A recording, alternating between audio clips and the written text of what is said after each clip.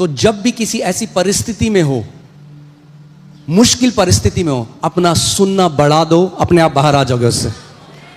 आपकी जय आपके कान से कनेक्टेड है। मैंने कहा आपकी जय आपके कान से कनेक्टेड है। Your victory is connected to your ears. आपकी जय आपके कानों से जुड़ी हुई है, क्योंकि जो कानों से लगातार सुनोगे वो हृदय में जाएगा। जब हृदय में जाएगा तो विश्वास कार्यशील होगा, और जब विश्वास कार्यशील होगा तो मुंह से बाहर आएगा, और जब मुंह से बाहर आएगा तो पहाड़ उखाड़े जाएंगे, कैंसर उखाड़ा जाएगा, बीमारियां उखाड़ी जाएंगी। वो परिस्थितियां जो कभी नहीं बदल सकती थी, वो सारी परिस्थितियां बदल जाएंगी। इसीलिए सुसमाचार को सुनना बंद मत करो। वचन ये नहीं कहता विश्वास, हिंदी बाइबल में ये सही ट्रांसलेशन नहीं है। वचन ये नहीं कहता विश्वास सुनने से आता है, ये बाइबल नहीं कहती। इंग्लिश बाइबल में जो ओरिजिनल है वो लिखा है फेथ कम्स बाय हियरिंग। विश्वास सुनते रहने से आता है। क्या सुनते रहने से आता है? मूसा की कहानी। क्या सुनते रहे? क्रूस की कथा, जो यीशु ने आपके और मेरे लिए किया, जो वो मारा गया, जो वो गाड़ा गया, जो वो तीसरे दिन मुर्दों में से जी उठा, जो उसने शैतान को पूरी रीति से निहत्ता कर दिया, जो उसने शैतान को हरा दिया, हमें श्रापों से आजाद कर दिया। जितना ज्यादा आप इस गुप्त ज्ञान को, जो सुसमाचार है, सुनते जाओगे, उतना विश्वास आता जाएगा। क्योंकि सबसे महत्वपूर्ण जो शिक्षा है, जो आपको समझना है, वो समझना है किसके बारे में? क्रूस के बारे में। किसके बारे में समझना है? क्रूस के बारे में समझना है। बोलो, क्रूस की कथा हमारी नींव है। इसीलिए क्रूस की जो कहानी है, क्रूस की जो कथा है, वो अलग है बाकी सब चीजों से। Jesus is the author and the finisher of our faith. हमारे विश्वास का कर्ता, जन्म देने वाला और उसको संपूर्ण करने वाला प्रभु यीशु मसीह है। ये ना तो इंसान से शुरू होता है, ना इंसान पे खत्म होता है। ये परमेश्वर से शुरू होता है उद्धार, और ये परमेश्वर से ही खत्म भी होता है। उसकी विश्वास योग्यता से शुरू होता है और उसकी विश्वास योग्यता में खत्म होता है। आमीन। जल्दी से पहला कुरिन्थियों 1:18 से 19 हम पढ़ेंगे। पहला कुरिन्थियों 1:18 से 19, इसमें लिखा है, क्योंकि क्रूस की कथा नाश होने वालों के लिए क्या है? यानी क्रूस की कथा पे जब आपका विश्वास ना हो तो आप में क्या हो? मूर्ख हो। यही तो वो कह रहा है। क्योंकि क्रूस की कथा क्या है? जो नाश हो रहे हैं उनके लिए क्या है? मूर्खता है। गलातियों ने जब इसको समझ गया, तब भी वो क्रूस की कथा से फिर रहे हैं। तभी वो कह रहा है तुम निर्बुद्धि हो गए हो। You are people without understanding. तुम ऐसे हो गए हो जैसे तुम्हारे में क्या है? You don't have spiritual. I have taught you. मैंने सिखाया, घंटों तुम्हें बैठकर वचन सिखाया, और अब तुम किधर फिर रहे हो? क्रूस की कथा क्या है? नाश होने वालों के लिए, जोर से बोलो, क्या है नाश होने वालों? मूर्खता है। परंतु हम, कौन है यहां पे उद्धार पाए हुए? हम उद्धार पाने वालों के लिए परमेश्वर की सामर्थ है। हालेलुया। क्रूस की कथा, जो हम लोग जिन्होंने उद्धार पाया, उसके लिए क्या है? क्रूस की कथा सामर्थ है। It is the power of God. तो जब आप क्रूस की कथा से फिर जाओगे तो परमेश्वर की सामर्थ से भी फिर जाओगे। यही अंतर है सत्य में और बाकी हर एक धर्म में। हर एक धर्म आपको कि पहले क्या बताए? नहीं, तेरे को बृहस्पतिवार को ये करना है, तुझे अब ये करना, तुझे ये करना है। सुसमाचार शुरू होता है, यीशु मसीह क्रूस पर आपके और मेरे पापों के लिए मारा गया। उससे शुरू हुआ और उससे ही खत्म होगा कि वो हमें वापस लेने आने वाला है। देखो, मेरे पिता के घर में रहने के बहुत से स्थान हैं। अगर ना होते तो मैं कह देता, मगर मैं जाकर तुम्हारे लिए जगह तैयार करता हूं, ताकि जहां मैं रहता हूं वहां तुम भी रहोगे। Hallelujah, amen. So it starts with Jesus, it ends with Jesus. ये अंतर है। धर्म में, रीति रिवाजों में आपसे शुरू होता है, तुझे ये करना है, तुझे ये करना है। तुझे इस दिन ये करना पड़ेगा, तुझे उस दिन वो चढ़ावा चढ़ाना पड़ेगा, तुझे उस दिन ये छोड़ना पड़ेगा, तुझे उस दिन वो पकड़ना पड़ेगा, तुझे उस दिन वहां चढ़ना पड़ेगा, तुझे उस दिन वहां उतरना पड़ेगा। मगर जो मनुष्य के लिए असंभव था, परमेश्वर ने अपने पुत्र को भेजकर संभव कर दिया। फिर से इसको पढ़ते हैं, ये बहुत इंपॉर्टेंट आयत है, इसको समझो, ठीक है? साथ में पढ़ें। क्योंकि क्रूस की कथा नाश होने वालों के लिए क्या है? यानी ध्यान से एक बात समझो, जो लोग क्रूस की कथा को नहीं समझ सकते वे क्या हो जाएंगे? क्या हो जाएंगे? नाश हो जाएंगे। क्योंकि परमेश्वर ने जगत से ऐसा प्रेम किया कि अपना इकलौता पुत्र दे दिया, ताकि जो कोई उस पर विश्वास करे वो, पर जो विश्वास ना करे वो। Truth is black and white. सत्य में ना 10 ऑप्शन नहीं होते। सत्य है, सत्य है। सत्य 10 नहीं होते, सत्य एक होता है। मेरा बाप जिससे मेरा जन्म हुआ उसका नाम एक है, एक। ऐसे हमारा एक आत्मिक बाप भी है, एक है, उसका नाम है। कुछ भी नाम नहीं कह सकते आप। क्यों? क्योंकि वचन कहता है कि स्वर्ग के नीचे और पृथ्वी के ऊपर एक ही नाम दिया गया परमेश्वर ने। कितने नाम दिए हैं? जिसके द्वारा उद्धार मनुष्य पा सकता है। एक नाम है, उस नाम में उद्धार है, उस नाम में चंगाई है, उस नाम में छुटकारा है, उस नाम में अनंत जीवन है, उस नाम में पापों की क्षमा है। हालेलुया। खुश करना है ना आपको सबको, तो आप बोलोगे हाँ हाँ हाँ सारे ऑप्शन बढ़िया हैं। नहीं, सत्य तो, truth is not inclusive, truth is exclusive. सत्य जो है वो है। सुना आपने मैंने क्या कहा? सत्य जो है। अब मैं अगर किसी को बोलूं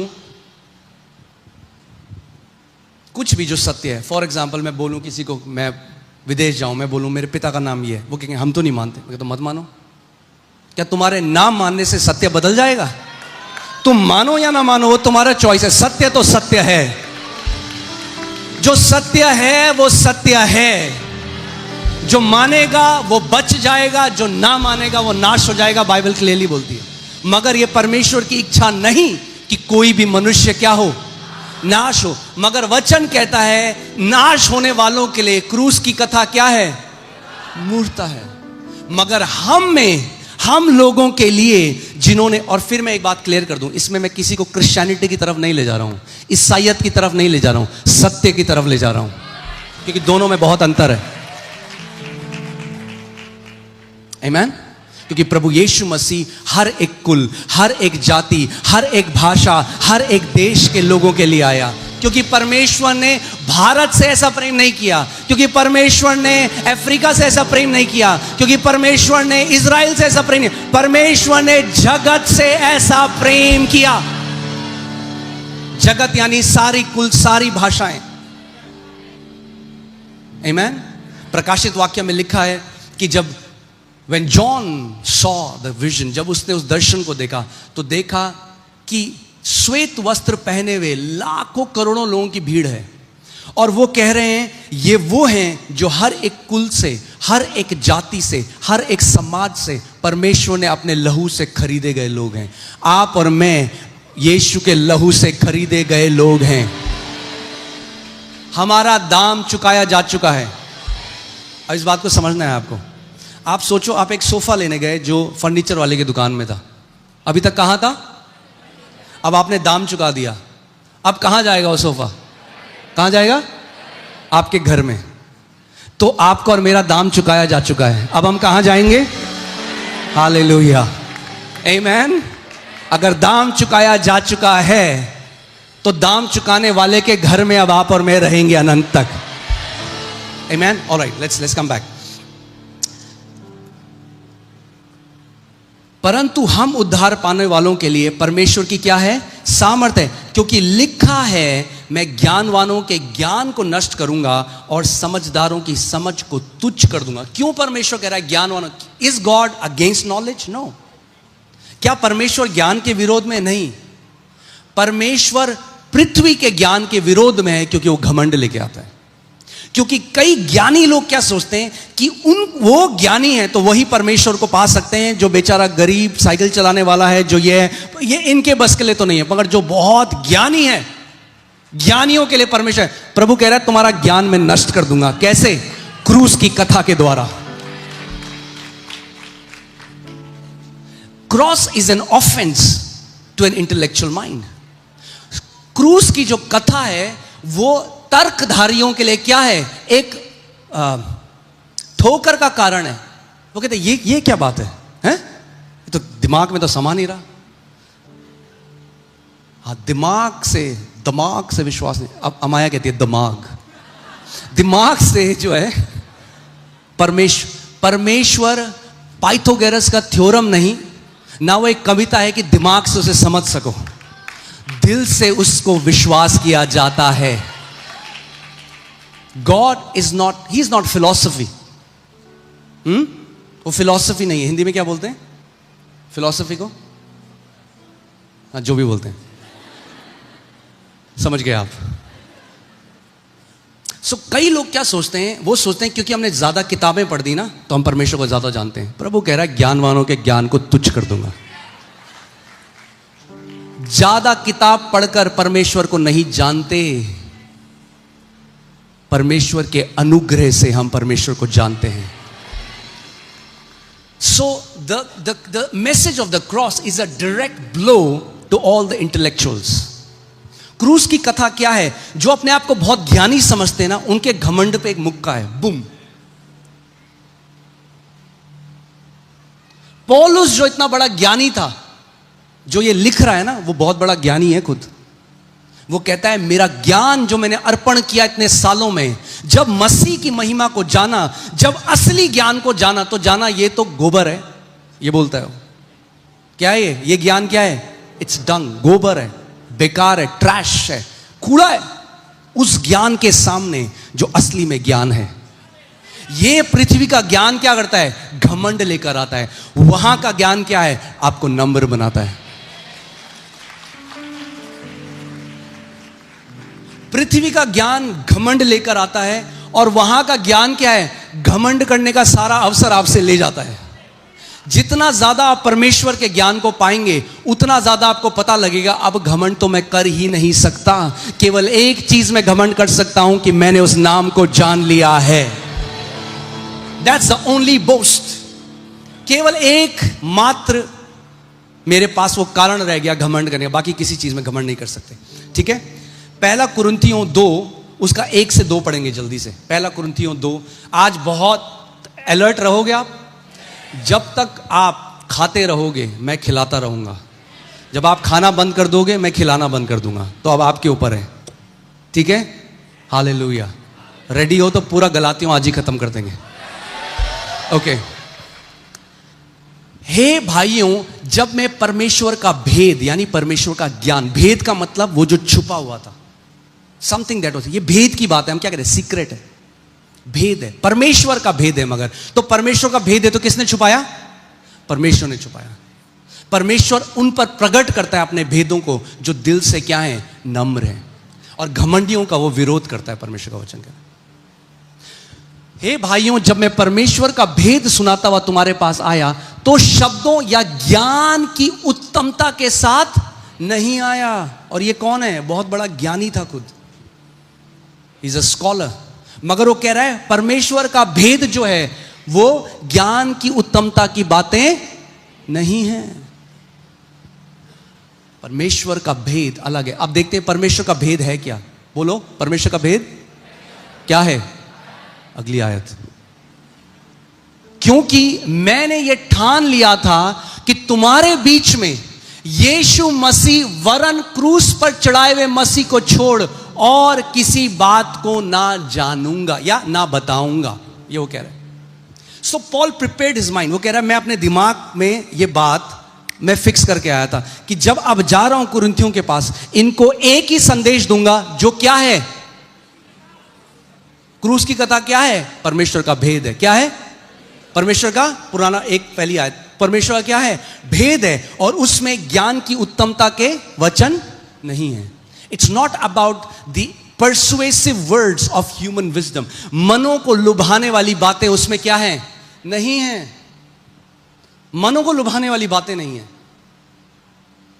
क्रूस की कथा क्यों लोगों को वो नहीं करती? क्योंकि आज आप कई लोगों को मिलोगे, अच्छा जी हम तो नहीं है पापी, तुम होगे पापी। अदल है सबसे बड़ा पापी, तो झूठ तो सबसे पहले बोल दिया। क्योंकि आपको क्या करना पड़ेगा? आपको नम्र करना पड़ेगा अपने आप को, अगर उद्धार चाहिए। घमंडियों के लिए कोई उद्धार नहीं है। क्यों? क्योंकि वो नम्र करके मसीह को नहीं पहचानेंगे। क्यों यीशु ने कहा अमीरों के लिए मुश्किल है परमेश्वर? क्यों कहते भाई मैं अमीर हूं, मेरे को बीमारी होगी, बेस्ट डॉक्टर मेरे सामने है। अनंत में वो सबसे अभागा होगा वो अमीर। आप सुन रहे हो मैं क्या कह रहा हूं? उसकी अमीरी उसके लिए श्राप हो गई, क्योंकि उसे घमंड हो गया अपने बैंक में जो 0 हैं। तो जो चीज भी आपको घमंड लेकर आए, जब आप उसके असली ज्ञान को जानोगे, आप उससे अपना विश्वास हटा दोगे और आपका विश्वास केवल मसीह के ऊपर आ जाएगा। क्योंकि वो कह रहा है आई डिटरमिन, मैंने पहले से ठान लिया था। अब पौलुस जिसको पूरा पुराना नियम का उसे ज्ञानी था, वो कह रहा है मगर तुम्हें जो संदेश चाहिए कुरिन्थियों को, वो कह रहा है एक संदेश चाहिए। क्या चाहिए? क्राइस्ट एंड हिम क्रूसिफाइड, मसीह और उसका क्रूस में चढ़ाया जाना। प्रॉब्लम यह है आज की कलीसियाओं में ये वचन नहीं दिया जाता। When Christ is not preached, the power of God is not manifest. So people don't know the mystery of God. वो परमेश्वर के भेद को नहीं जानते।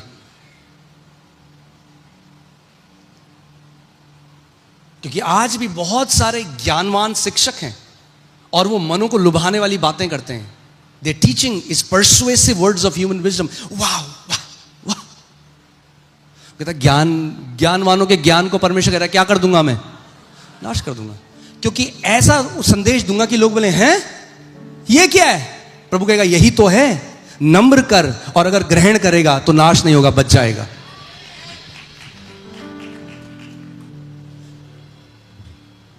The cross starts with an offence. क्रूस का संदेश, मसीह के पैदा होने का संदेश ही ठोकर से शुरू होता है। कैसे? एक कुंवारी ने गर्भ धरा। जो दिमागदार है ना, साइंटिस्ट, डॉक्टर, जो कई ऐसा है जो केवल साइंस में वो कहता है ये क्या है, तो कहानी झूठी है। कुंवारी कैसे गर्भ धारित हो सकती है? वहीं से शुरू हो जाता है। अच्छा, तो तुम कह रहे हो यीशु मसीह ने जो कोड़े खाए 2000 साल पहले, तुम्हारी बीमारियां आज ठीक हो रही हैं? हम कहते हैं जी हां। ये कैसे मैं मान लूं? आ जाओ रिपोर्ट दिखाते हैं। मगर नम्र करना पड़ेगा अपने आप को, नम्र करना पड़ेगा। दिमाग से समझ, दिमाग से। क्यों यीशु ने कहा तुम्हें छोटे बच्चों की तरह बनना है? जानते हैं क्यों? क्योंकि छोटे बच्चे बहुत इजीली विश्वास कर लेते हैं। जो बहुत सयाने हैं अरे ये क्या बात, पहले ये तो मजा नहीं आया। प्रभु कहता मुझे भी नहीं आया, चल निकल ले।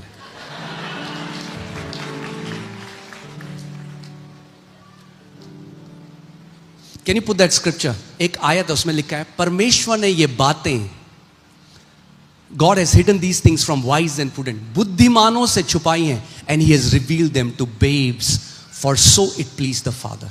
पिता ने क्या किया? ये बातें किससे छुपाई हैं? ज्ञानियों से, बुद्धिमानों से। मगर उसने किस पर ये बातें प्रकट करी हैं? छोटे बच्चों पे। उसी समय यीशु ने कहा हे पिता, स्वर्ग और पृथ्वी के प्रभु, मैं तेरा धन्यवाद करता हूं कि तूने इन बातों को किससे छुपाया? ज्ञानियों और समझदारों से। ओ हो, तभी तो ज्ञानियों को समझ में नहीं आती ये किताब।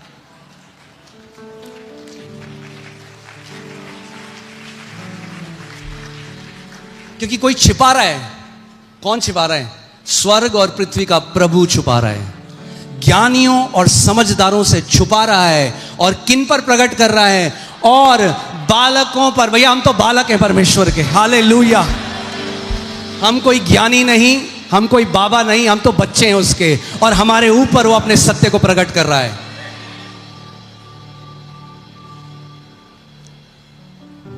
आमीन। तो जितना अपने आप को नम्र करोगे, उतना ज्यादा परमेश्वर के अनुग्रह को पाओगे। क्योंकि वचन में लिखा है दी दीनों पर, नम्र पर तो वो और भी अनुग्रह करता है, मगर घमंडियों का वो क्या करता है? विरोध करता है। हालेलुया। इसीलिए जो घमंडी लोग होते हैं ना, उनकी लाइफ का भी स्टडी करना। उनके पास केवल ज्ञान की बातें हैं, पर बातें ही हैं बस, और कुछ नहीं है। अंदर सब खोखला है, बातें नहीं छोड़ी हैं। बातें बहुत ज्ञान की है, मगर जो नम्र हैं, हो उनका जीवन ब्लेसिंग से भरा हुआ है। उनको कभी उपवास नहीं करना पड़ेगा, प्रभु 40 दिन का उपवास कर रहा हूं, मेरे ऊपर ब्लेसिंग है। नहीं नहीं नहीं नहीं नहीं, वो तो ब्लेस्ड हैं, आते हुए जाते हुए ब्लेस्ड हैं। उनका काम ब्लेस्ड है, उनका परिवार ब्लेस्ड है, उनका स्वास्थ्य ब्लेस्ड है, सब कुछ उनके जीवन में ब्लेस्ड है। क्यों? क्योंकि परमेश्वर और अनुग्रह को, क्योंकि अनुग्रह देने वाला जो परमेश्वर है, जब वो अनुग्रह उंडेलेगा तो जीवन धन्य हो जाएगा। क्योंकि हर एक आशीष परमेश्वर से उत्पन्न होती है। आमीन। ओहो हालेलुया। 6वीं और 8वीं आयत इसमें देखते हैं, 6वीं से 8वीं। मगर क्या है, हम इस दुनिया में हैं तो जो ज्ञानी है उनको तो हमें वचन सुनाना ही है। अब देखिए पौलुस क्या कहता है, फिर भी हम सिद्ध लोगों में हम ज्ञान सुनाते हैं, परंतु इस संसार का और इस संसार के नाश होने वाले हाकिमों का ज्ञान, यानी ज्ञान भी अलग अलग प्रकार का। There is a heavenly wisdom. याकूब की पत्री में लिखा है कि एक स्वर्गीय ज्ञान है और एक पृथ्वी का ज्ञान है। जो पृथ्वी का ज्ञान है वो घमंड पैदा करता है, वो फूट लाता है, वो लड़ाइयाँ करता है, वो अहम बढ़ाता है। जितना ज़्यादा ज्ञान उतना ज़्यादा अहम। जो स्वर्ग का ज्ञान है वो और आपको दीन बनाता है, वो मेल मिलाप कराता है, वो शांति लेकर आता है, वो आपके अंदर से दूसरे के लिए और कंपैशन, करुणा लेकर आता है। ये परमेश्वर का ज्ञान है। ठीक है, 7वीं आयत। परंतु हम, साथ में पढ़े, परंतु हम परमेश्वर का वो गुप्त ज्ञान क्यों है, यानी हर किसी के पास साक्षात प्रकट नहीं किया गया। It's hidden. You want get it just by reading the Bible. केवल वचन पढ़ लोगे तो नहीं आएगा। इस किताब को परमेश्वर को खोलना पड़ेगा, प्रकाशन को खुलना पड़ेगा, तब आप उस ज्ञान को समझ पाओगे। वरना केवल अक्षर पढ़ पाओगे, मगर अक्षर के पीछे जो परमेश्वर का आत्मा है वो वही लोग अनुभव कर पाते हैं जो नम्र दिल के हैं। आमेन। That's why humility is very very powerful. इसीलिए नम्रता को कभी कमजोरी मत जानना। नम्रता सबसे बड़ा बल है परमेश्वर के राज्य में। क्योंकि वचन कहता है जो नम्र है परमेश्वर क्या करता है? जो नम्र है परमेश्वर को क्या करता है? ऊंचा उठाता है। घमंडी अपने आप को ऊंचा उठाने की कोशिश कर रहा है, नम्र को परमेश्वर ऊंचा उठाता है। और जब परमेश्वर आपको ऊंचा उठाएगा तो ऐसा ऊंचा उठाएगा, ऐसा ऊंचा उठाएगा कि दुनिया देखेगी। सो या तो खुद अपने आप को ऊंचा उठाने की कोशिश करो या परमेश्वर को अपने आप को ऊंचा उठाने दो। आमेन, हालेलुया। परंतु हम परमेश्वर का वो गुप्त ज्ञान भेद की रीति पर बताते हैं, जिसे परमेश्वर ने सनातन से हमारी महिमा के लिए ठहराया। यानी ये जो ज्ञान है, ये ज्ञान क्या है? बोलो, क्रूस की कथा।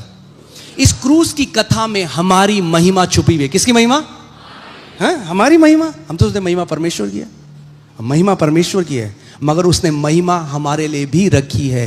Christ in you is the hope of glory. मसीह जो मुझ में है वो क्या है? महिमा की आशा है। यानी परमेश्वर ने सनातन से, यानी इससे पहले जब उसने पृथ्वी बनाई, इससे पहले उसने समय बनाया, इससे पहले उसने स्वर्गों को बनाया, पृथ्वी को बनाया, उससे पहले सनातन से परमेश्वर ने गुप्त ज्ञान रख दिया था हमारी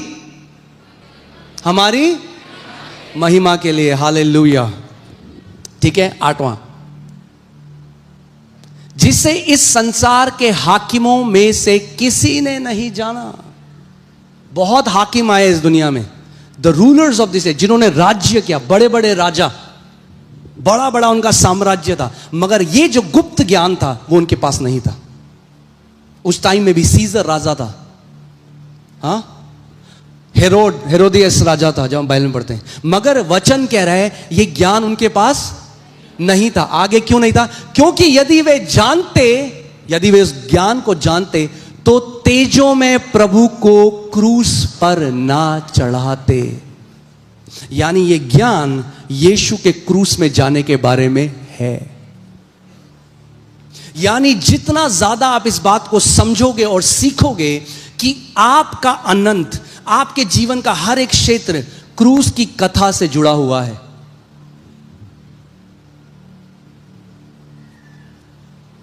That's why you have to know the gospel.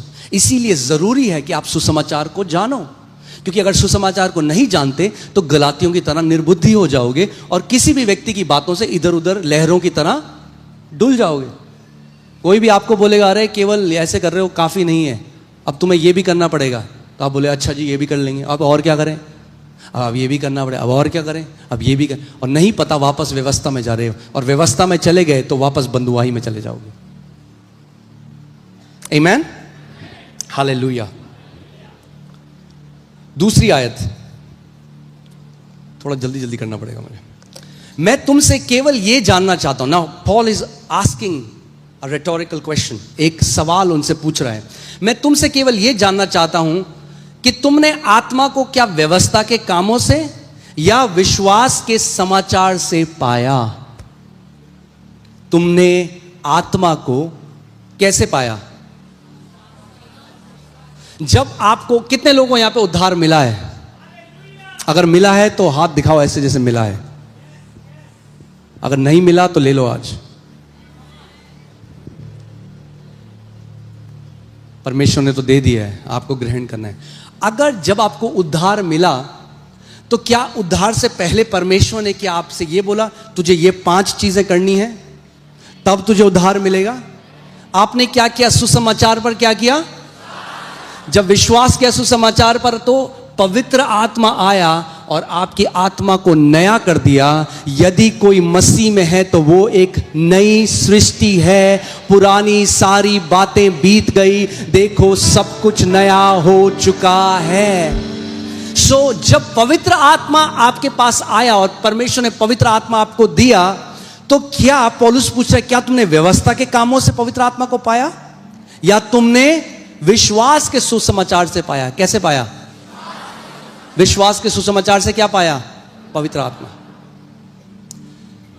लूका 11:13 देखते हैं जल्दी से। लूका 11:13 में परमेश्वर ने कहा, अतः जब तुम बुरे होकर अपने बच्चों को अच्छी वस्तुएं देना जानते हो तो स्वर्गीय पिता अपने मांगने वालों को पवित्र आत्मा क्यों ना। यानी आप अपने बच्चों को बेस्ट देना जानते हो, किसी को आपको सिखाना नहीं पड़ता, किसी ने आपने ट्रेनिंग में नहीं गए, अपनी हैसियत के हिसाब से हर एक व्यक्ति अपने बच्चों के लिए क्या करता है? परमेश्वर भी अपने बच्चों के लिए क्या करता है? और जब वो अपने बच्चों को बेस्ट देता है तो क्या देता है? पवित्र आत्मा देता है। हालेलुया। और पवित्र आत्मा जो तुमने पाया, पौलुस कह रहा है, वो कैसे पाया? व्यवस्था के कामों से पाया या विश्वास के सुसमझ? मगर अब लोग इस बात को नहीं समझते। अब जब वो मसीह में आए, विश्वास का सुसमाचार सुना, पवित्र आत्मा पाई, अब उन्हें लगता है नहीं, चंगाई तो ऐसे नहीं मिलेगी, चंगाई के लिए तो मुझे 40 दिन उपवास करना पड़ेगा। सुसमाचार से फिरने लग जाते हैं, वापस व्यवस्था के कामों में चलने लग जाते हैं। अब उन्हें लगता है परमेश्वर से मुझे कमाना पड़ेगा।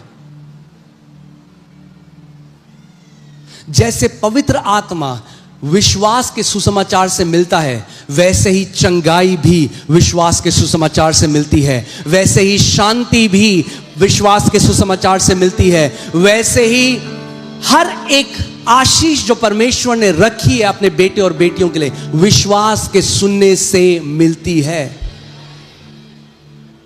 इसीलिए कितने ऐसे लोग हैं, उन्हें लगता है कि मैं ना ज्यादा उपवास करूंगा तो मैं चंगा हो जाऊंगा, मगर उस उपवास में वो वचन नहीं सुनते तो विश्वास नहीं आता। क्योंकि विश्वास कैसे आता है? वचन सुनने से। तो जब भी किसी ऐसी परिस्थिति में हो, मुश्किल परिस्थिति में हो, अपना सुनना बढ़ा दो, अपने आप बाहर आ जाओगे उससे। आपकी जय आपके कान से कनेक्टेड है। मैंने कहा आपकी जय आपके कान से कनेक्टेड है। Your victory is connected to your ears. आपकी जय आपके कानों से जुड़ी हुई है, क्योंकि जो कानों से लगातार सुनोगे वो हृदय में जाएगा। जब हृदय में जाएगा तो विश्वास कार्यशील होगा, और जब विश्वास कार्यशील होगा तो मुंह से बाहर आएगा, और जब मुंह से बाहर आएगा तो पहाड़ उखाड़े जाएंगे, कैंसर उखाड़ा जाएगा, बीमारियां उखाड़ी जाएंगी। वो परिस्थितियां जो कभी नहीं बदल सकती थी वो सारी परिस्थितियां बदल जाएंगी।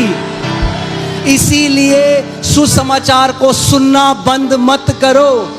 वचन ये नहीं कहता विश्वास, हिंदी बाइबल में ये सही ट्रांसलेशन नहीं है। वचन ये नहीं कहता विश्वास सुनने से आता है, ये बाइबल नहीं कहती।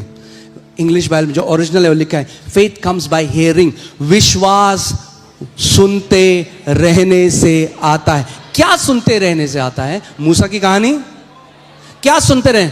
क्रूस की कथा, जो यीशु ने आपके और मेरे लिए किया, जो वो मारा गया, जो वो गाड़ा गया, जो वो तीसरे दिन मुर्दों में से जी उठा, जो उसने शैतान को पूरी रीति से निहत्था कर दिया, जो उसने शैतान को हरा दिया, हमें श्रापों से आजाद कर दिया। जितना ज्यादा आप इस गुप्त ज्ञान को, जो सुसमाचार है, सुनते जाओगे, उतना विश्वास आता जाएगा। Amen? That's what people don't understand. वो सोचते हैं कि मैं कुछ भी सुनूंगा ना बाइबल से भी। कई तो ऐसा है, शैतान वचन से कुछ ऐसा ला सकता है कि सारा विश्वास उड़ा दे आपके अंदर से। समझ रहे हो मैं क्या कह रहा हूं? That's why Bible says हमें सयाना बनना है, क्योंकि शैतान वचन लेकर भी आ सकता है कि लिखा है। देख, आपको बोलना है शैतान ये भी लिखा है जो यीशु ने किया। यीशु ने क्या, शैतान क्या लेकर आया? यीशु मसीह के पास क्या लेकर आया? वचन लेकर आया। मगर यीशु ने वचन का उत्तर क्या दिया? वचन। तो शैतान भी जानता है मरोड़ कर एक वचन कैसे लेके आना है आपको बंधुआई में लाने के लिए। एक बहन से मैं मिला, उसने शादी नहीं करी, मेरे ख्याल से वो अब होगी 50 साल की। और जब मुझसे मिली तो कह रही परमेश्वर बार बार मुझे ये बोलता है, और पुराने भविष्यद्वक्ताओं में वो जो आयत है कि मैं तुझे, जो वो इजराइल के लिए कह रहे हैं कि तूने मेरे साथ जो है दगा किया है, मैं तुझे नाश कर दूंगा, मैं तुझे मार दूंगा। वो कहती है ये देखो ये प्रभु मेरे लिए कह रहा है, वचन में लिखा है उसका। इसीलिए सुसमाज, इसीलिए गुड़ुप गुड़ुप गुड़ुप कुछ, इसीलिए परमेश्वर ने शिक्षक रखे हैं अपनी देह में। वचन कहता है इब्रानी 13 में, अपने अगुओं का आदर कर क्योंकि वे तेरे प्राणों की रक्षा करते हैं। क्योंकि आपके प्राणों के पीछे है कोई। Obey your spiritual leaders because they watch over your souls. कई लोग कहते हैं जी मैं तो घर में बाइबल पढ़ लूंगा जी, मेरे लिए हो जाएगा। अच्छा, और फिर कोई भी उटपटांग वचन डाल के शैतान उनको क्या करता है? कैन यू पुट रोमन्स 10:17 को एम्पलीफाइड बाइबल में दिखा हुआ, उसमें लिखा है वर्ड ऑफ क्राइस्ट। इसीलिए आपको समझना है मसीह का वचन सुनकर विश्वास आता है। आज इस बात को समझ जाओ। कौन से वचन से विश्वास आता है? मसीह का वचन से विश्वास है। मूसा के वचन से नहीं आता। वो है परमेश्वर का वचन है, मैं मना नहीं कर रहा हूं, मेरी बात ध्यान से सुना। मैं ये नहीं कह रहा बाकी हम नहीं सुनेंगे, उसमें भी हम मसीह को निकालेंगे। मगर गॉस्पेल जो सुसमाचार है, एक बार एम्पलीफाइड क्लासिक लगाओ। हालेलुया। हिंदी में भी क्या लिखा है? किसके वचन से होता है? किसके वचन से होता है? यानी जितना मसीह का वचन सुनोगे उतना विश्वास बढ़ता जाएगा। तो पौलुस कह रहा है कुरिन्थियों के, मैं और कुछ नहीं सिखाऊंगा तुम्हें, एक सब्जेक्ट सिखाऊंगा, क्राइस्ट एंड हिम क्रूसिफाइड। यही चाहिए तुम्हें। तुम्हें एक चीज चाहिए। नहीं पर पास्टर जी मूसा के बारे में, अरे मूसा के बारे में भी सिखाएंगे, पहले मसीह के बारे में सीख जाओ। पहले मसीह के बारे में तो सीखो। एक बार मसीह की शिक्षा में जड़ पकड़ लो, उस पर स्टैब्लिश हो जाओ, कि ताकि कोई भी तुम्हें फिरा ना दे, ताकि कोई भी बरगलाने वाली बातों से, लुभाने वाली बातों से तुम्हें दूर ना लेके चला जाए। इसीलिए सबसे पहले ये कमिटमेंट करो। आज बोलो, आज मैं ये निर्णय लेता हूं कि मैं मसीह के वचन में, मैं मसीह की शिक्षा में जड़ पकड़ूंगा। मैं क्रूस की कथा को जानूंगा, उस पर मनन करूंगा और उस पर बढ़ता जाऊंगा, यीशु के नाम में। आमेन, आमेन। विश्वास सुनने से, और सुनना किससे होता है? मसीह के वचन से सुनना होता है। आपकी बाइबल में भी लिखा है। आमीन, हालेलुया। ओके, सो कहां पे थे हम? Okay, yes. तो तुमने आत्मा को कैसे पाया? क्या व्यवस्था के कामों से पाया? मैं आज आपसे एक सवाल पूछता हूं, आपने उद्धार कैसे पाया? विश्वास से। आपने पवित्र आत्मा को कैसे पाया? आपने चंगाई को कैसे पाया? वो जो स्त्री जिसको लहू बहने का रोग था 12 साल से, जब उसने यीशु के वस्त्र के छोर को छुआ और वे चंगी हो गई, तो यीशु ने उसको क्या बोला? बेटी तेरे विश्वास ने, तो यीशु ने कहा बेटी तेरे उपवास ने तुझे चंगा किया है। क्या बोला? तेरे। तो चंगाई कौन लेकर आता है? यानी अगर चंगाई नहीं प्रकट हो रही तो आपको क्या चाहिए? विश्वास कैसे आएगा? क्या सुनने से? तो सुनो फिर मसीह का वचन।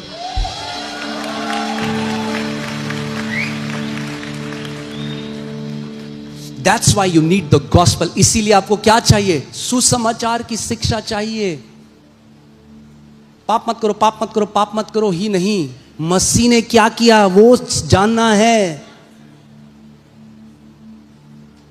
आमीन। अब आगे बढ़ते हैं। अभी तो इसीलिए तो मैं कह रहा हूं, मेरा मन अभी भी, मैं बहुत आपको हल्के हल्के ले जा रहा हूं। मैं इतने सारे रेफरेंस स्क्रिप्चर्स हैं, बस चलो ठीक है। सो आपको समझना पड़ेगा होली स्पिरिट क्या है? पवित्र आत्मा बोलो दान है। क्या है? गिफ्ट है। क्या है? उद्धार क्या है? अगर गिफ्ट है तो यानी वो कमाया। इफ यू ट्राई टू पे for a gift you insult the giver. जब कोई आपको तोहफा दे और आप उसकी कीमत चुकाने की कोशिश करो, यानी आपने तोहफा देने वाले की क्या करी है? बेइज्जती करी है। आप फॉर एग्जाम्पल मेरे घर में, मेरा बर्थडे, आप मुझे मिलने आए, आपने कहा मैं आपके लिए ना एक शर्ट लेकर आया, मैं आपको गिफ्ट देना चाहता हूं। मैंने कहा थैंक यू भाई। कितने की है? 2500 की।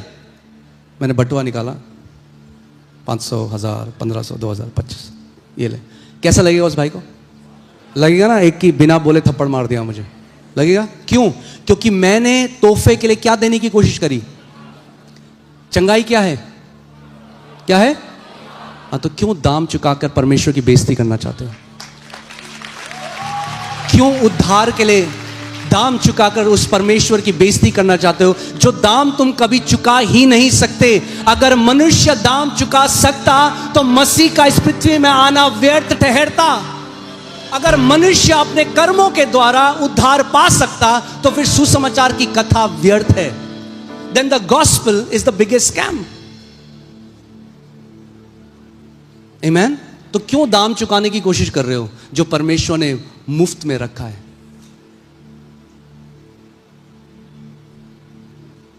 मगर सोचो, अगर मैं कहूं, कई लोग बोलते हैं हम लोग बहुत वो हैं, क्या बोलते हैं उन लोगों को, कुछ बोलते हैं, मैं भूल गया। मगर मैं कहूं मैं ऐसे नहीं लेता किसी से, पैसे दूंगा इसके,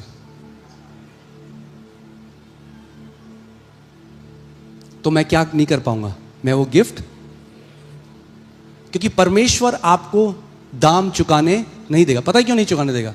अब सोचो, अब दूसरी तरह इसको चलते हैं। सपोज कोई बिल्कुल ही गरीब फक्कड़ आदमी है, हाँ, वो अपनी गरीबी में, और एक बहुत दुबई का शेख आदमी उसके पास आता है और कहता है मैं तुझे 1000 एकड़ जमीन देना चाहता हूं, ये मेरा गिफ्ट है। अब वो अपनी हैसियत के हिसाब से गिफ्ट दे रहा है। अब ये व्यक्ति नहीं मैं ऐसा गिफ्ट नहीं लेता, 1 मिनट रुको, जेब से निकालता है 20 रुपए, दे दूं 20 रुपए, दे पाएगा वो उसका दाम? हम कभी भी उस उद्धार का दाम नहीं चुका सकते, नहीं चुका सकते।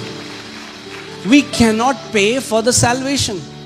तो हम क्यों नहीं नम्र होकर मान लेते कि हाँ प्रभु, वो मेरा दाम मैं नहीं चुका सकता, मेरे पास ये काबिलियत नहीं है, इसीलिए मसीह ने दाम चुकाया, इसीलिए आज मेरा विश्वास मेरे उद्धारकर्ता पे है, उस व्यक्ति पे है जिसने मेरे लिए दाम चुकाया है। आमीन, हालेलुया। तीसरा,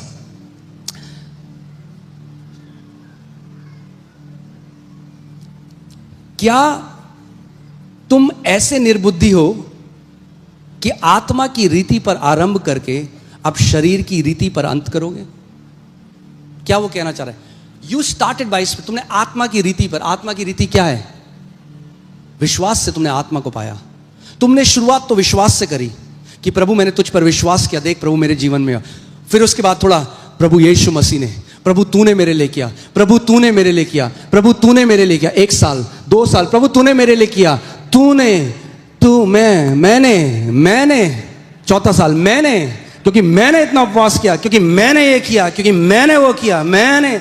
पौलुस कह रहा है निर्बुद्धियों, शुरुआत करी आत्मा से और खत्म अब शरीर से करना चाहते हो? अरे अगर शरीर से कर सकते तो शुरुआत ही नहीं होती। विश्वास से शुरू किया है, अंत तक भी विश्वास से ही होगा। आमेन, हालेलुया। यीशु मसीह डाउन पेमेंट देने के लिए नहीं आया था। उद्धार डाउन पेमेंट नहीं है कि बेटा देख दाम का जो बयाना है वो तो मैंने दे दिया, अब बाकी की पेमेंट तुझे देनी पड़ेगी। ऐसा नहीं है, पूरा दाम चुकाया जा चुका है। क्रूस में पूरा दाम चुकाया जा चुका है। यीशु मसीह जब क्रूस पे था, मरने से पहले उसने कहा इट इज फिनिश्ड, पूरा हुआ। जो हमारा कर्ज था पाप का, यीशु ने दाम चुकाकर उसको पूरी रीति से हमें आजाद कर दिया है।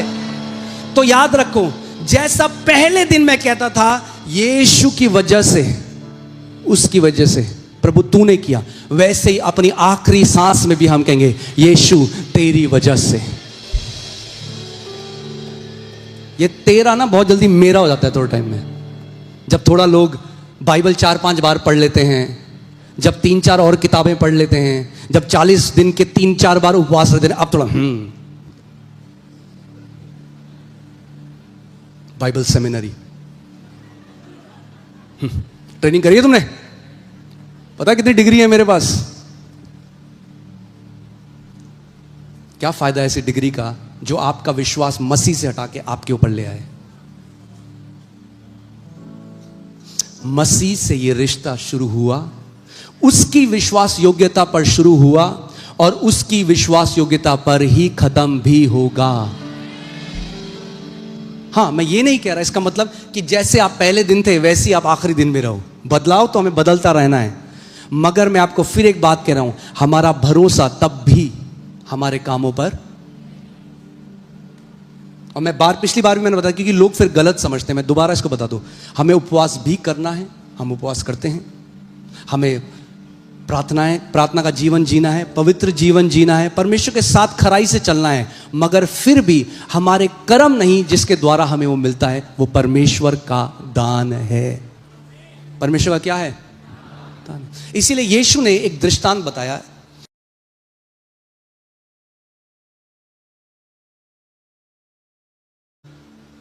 प्रभु जी, क्या ये पापी आदमी, मैं इस पापी की तरह नहीं हूं। घमंड जो होता है ना, आपके अंदर कंपैरिजन लेके आता है। क्या लेके आता है? कंपैरिजन। आपको क्यों लगता है आप बेहतर हो? क्योंकि आपको कोई व्यक्ति ऐसा दिखाई देता है जो उतना अच्छा परफॉर्म नहीं कर रहा, उतना अच्छा नहीं चल रहा जैसे आप चल रहे हो, तो उसके अंदर आपके अंदर क्या आता है? अहम ले आता है। मैं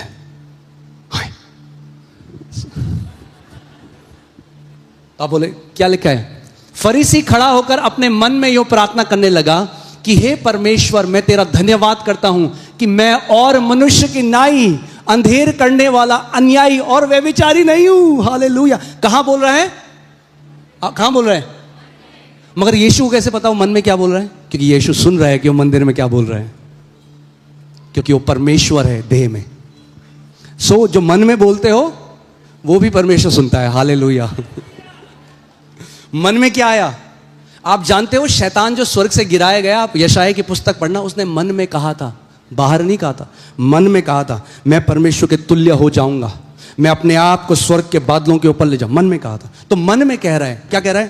प्रभु इन व्यभिचारियों की तरह मैं नहीं हूं। और परमेश्वर क्या कर रहा है? सुन रहा है।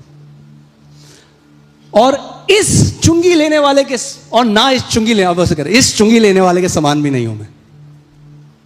ये करता है घमंड, आपको कंपैरिजन लेके आता है। आप सोचते हो आप बेटर हो। आपका विश्वास किस, उसका, इसका विश्वास किस में है? इसका विश्वास किस में है? अपने अपने कर्मों पे, अपनी परफॉर्मेंस में, he thinks is a very high performing individual, बहुत अच्छा परफॉर्म कर रहा है प्रभु के आगे। तो उसका, अब जब एक व्यक्ति अपने पे भरोसा करता है तो क्या उत्पन्न होता है? घमंड। और घमंड तो परमेश्वर सहता ही नहीं है। हमारे परमेश्वर की एक आदत है, वो घमंड नहीं सहता, चाहे वो घमंड कैसे भी आया हो। इसीलिए मैं आज आपको बताता हूं, कई लोग इस बात को नहीं समझते। दो एक्सट्रीम एंड है घमंड के, ठीक है? फिर जल्दी से, ठीक है? दो छोर, एक ही छड़ी के दो छोर हैं। एक घमंड का क्या छोर? जब आदमी दिखाना चाहता है मैं कौन हूं, कैसे, देखो मेरे पास क्या है, मेरे पास इतनी बड़ी गाड़ी है, मेरे पास BMW है, मेरे पास मर्सिडीज है, उसकी दबा फोटो दिखा रहा है सबको, मैं LV गुच्ची ये पहनता हूँ, ये महंगे महंगे बैग, मैं इस ऐसे ट्रैवल करता हूँ, मेरे पास है ना। लोग शो ऑफ करते हैं, वो एक घमंड का साइन है। मगर याद रखो, वही घमंड का दूसरा छोर पता क्या है? अरे देखो मैं तो 200 रुपए का कुर्ता पहनता हूँ 15 साल से, ये भी घमंड का ही निशानी है।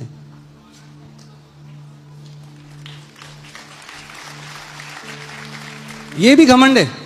लोगों को लगता है देखो देखो ये कितना बढ़िया बंदा है, वो भी घमंड है, क्योंकि वो बार बार 200 रुपए के कुर्ते को उसने 2000 लोगों को बता दिया कि मैंने 200 रुपए कुर्ता पहना, चाहे किसी ने पूछा हो ना पूछा हो।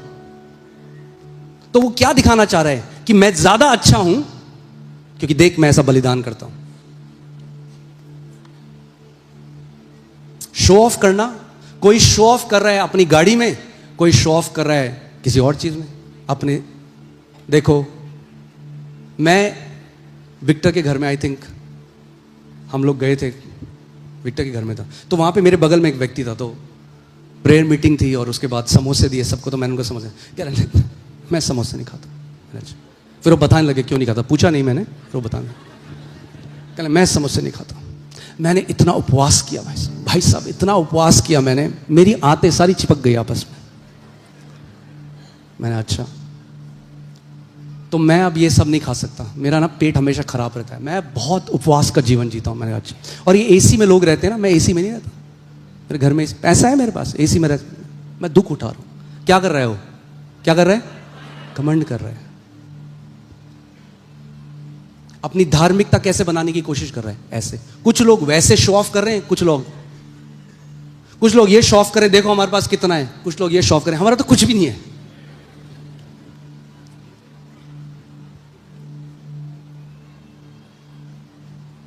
ये बंदा क्या शो ऑफ कर रहा है? कि देखो मैं इस व्यक्ति की तरह नहीं हूं, मैं तो अंधेर करने वाले, मैं तो व्यभिचारी नहीं हूं। हो सकता है वो व्यभिचारी ना हो, मगर घमंडी तो था।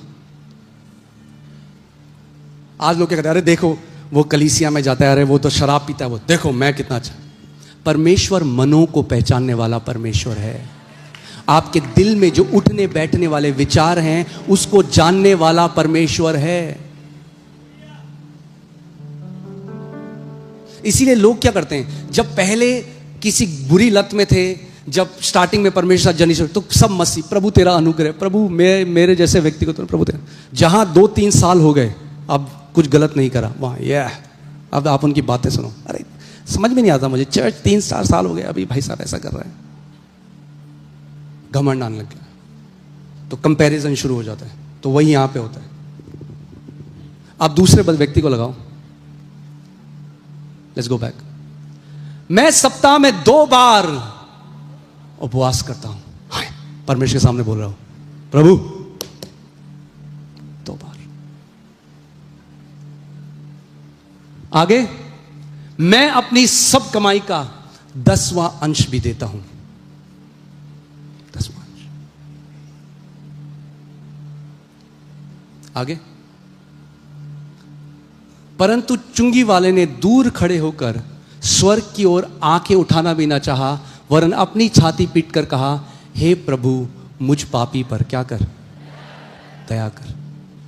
इसका मतलब ये नहीं कि परमेश्वर कह रहा है हम सिन कॉन्शियस हो जाएं, मगर वो दोनों में अंतर बता रहा है। ये किसी से अपने आप को कंपेयर नहीं कर रहा, ये परमेश्वर की क्या मांग रहा है, क्या मांग रहा है, और वो क्या कर रहा है। मैं तो जी टायर बिता रहा भाई साहब, हम तो आपको क्या पता है कितनी जगह हम सेवा करके आए हैं, आपको क्या पता, इतनी राजमा चावल खिलाई है हमने लोगों को।